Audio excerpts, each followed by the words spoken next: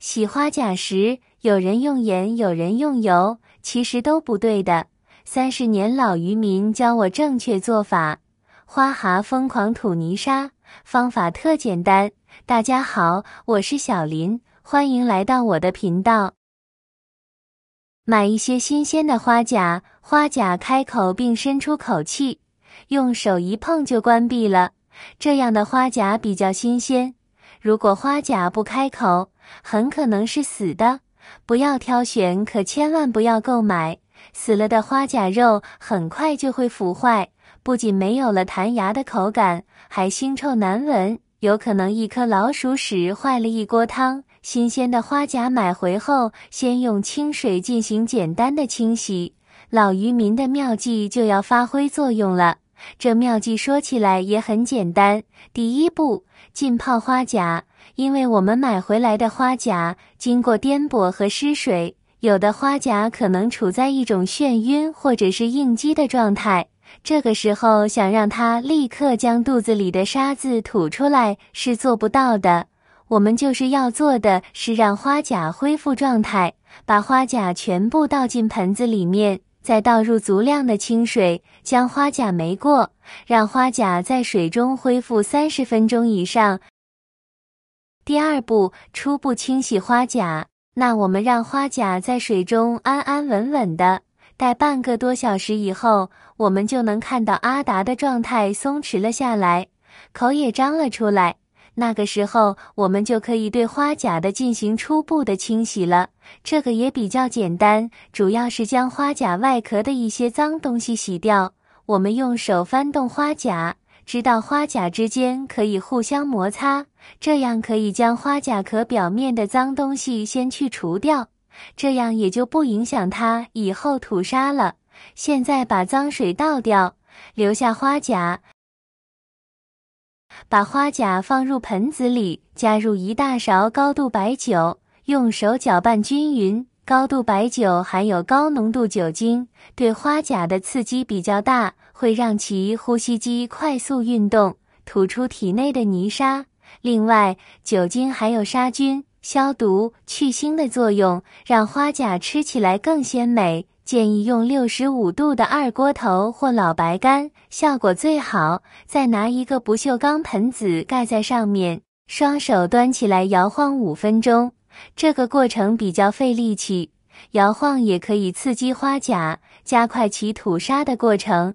我们加入白酒的话，那我们的花蛤一旦喝酒之后，就会有一个喝晕的情况，喝晕了它们的一个新陈代谢就会加快，而且体内缺水，这时候的话就会不自觉地张开嘴吐沙。而且的话，我们的白酒还可以起到一个去腥的作用。像这样子，我们煮出来的花蛤更加好吃。但是我们花蛤在摇晃的时候，千万不要太用力了，因为一旦用力的话，那我们花蛤的壳破了。最初流行的方法是加盐，将买回来的花甲浸泡在水中，为了模拟它们在海中的生活环境，在水中加入大量的盐，让花甲误以为回到了海水之中，它们就会日常的吞吐，泥沙也就随之排出了。盐水泡花甲听起来似乎很有道理，但如果仔细想想，就会发现破绽。首先，我们平时所使用的食盐是经过处理的盐田提取物，与海盐的成分本就有区别。这盐的用量没有一个准确的定量，加的多了浪费，加的少了根本没效果。后来又有说法，在浸泡花甲的水中加入一点食用油，试图利用吸引花甲伸出小舌头吐沙。这种方法只要试过，就能知道简直是在唬人。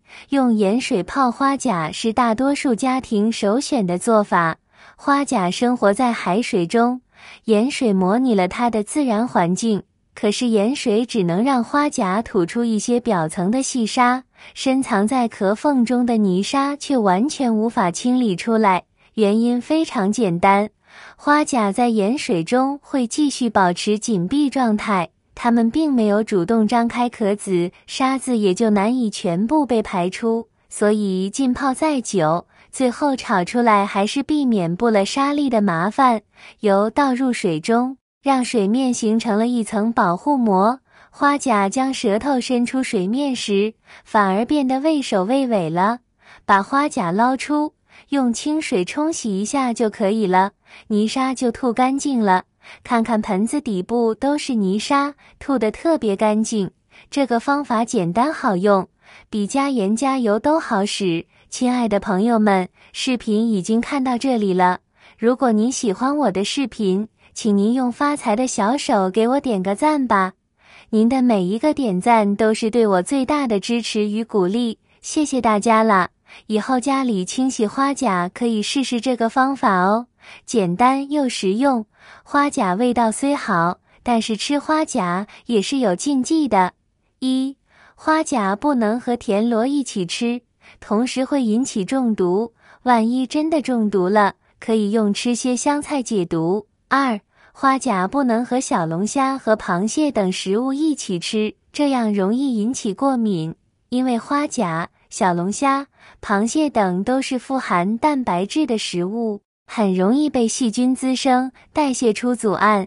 敏感体质的人群食用之后会改变肠道壁的通透性，有可能出现过敏的情况。若是一起食用的话，组胺蓄积较多，比较容易出现过敏的情况。3. 花甲不能和寒凉食物一起吃，花甲本来就寒凉，如果同时还吃一些别的寒凉食物，容易导致身体不适，比如腹痛、腹泻。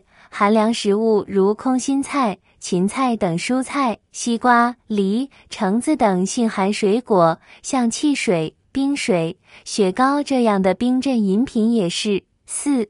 花甲不能和富含鞣酸的食物一起吃，花甲中蛋白质含量比较高，鞣酸和蛋白质会发生反应，生成一些不好消化的络合物，增加消化负担，容易出现肠胃不适的情况。常见的富含鞣酸的食物有竹笋、石榴、葡萄、酸枣、酸梨、李子等。5.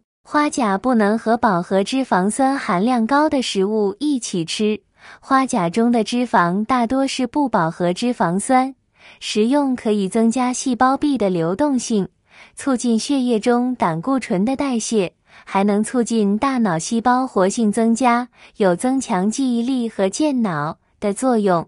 而饱和脂肪酸会降低不饱和脂肪酸的吸收，因此吃饱和脂肪酸高的食物会降低花甲的营养成分。常见的饱和脂肪酸含量高的食物有猪肥肉、猪油、鸡油、鸭皮、糕点、牛油等。原来吃花甲那么多的学问啊，以后可不能掉以轻心了。